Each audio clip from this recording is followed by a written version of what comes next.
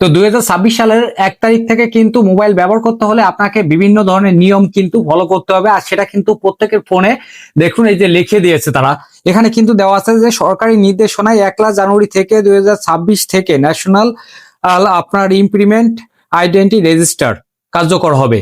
তো আপনি যদি আনঅফিসিয়াল মোবাইল ব্যবহার করে থাকেন বা আপনার হাতে যে মোবাইলটি সেটি আনঅফিসিয়াল না অফিসিয়াল সেটা আপনি জানেন না, তো কিভাবে আপনি সেটা ডাটাবেজে যুক্ত করবেন চলুন দেখিয়ে দিই। তার আগে বলে রাখি, এই প্রয়োজনীয় ভিডিওটি হারিয়ে যাওয়ার আগে অবশ্যই আপনি শেয়ার করে দিবেন, কারণ এই ভিডিওটি আপনার জন্য খুবই গুরুত্বপূর্ণ এবং আপনার ধরুন অন্য যারা আছে তাদের কিন্তু অনেকটা উপকার হবে।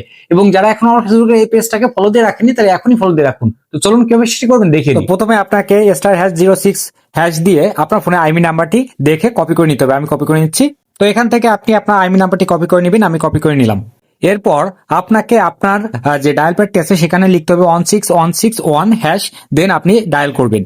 ডায়াল করার পর আপনাকে এমন একটি পেজ শো করবে। তো এখানে আপনি 1 দিবেন, 1 দিয়ে সেন্ড করবেন। সেন্ড করার পর এমন একটি পেজ শো করবে। তো এখানে আপনি আপনার আইএমই নাম্বারটি সম্পূর্ণ বসিয়ে দেবেন, যে 15 ডিজিট, দেন আপনি সেন্ড করবেন।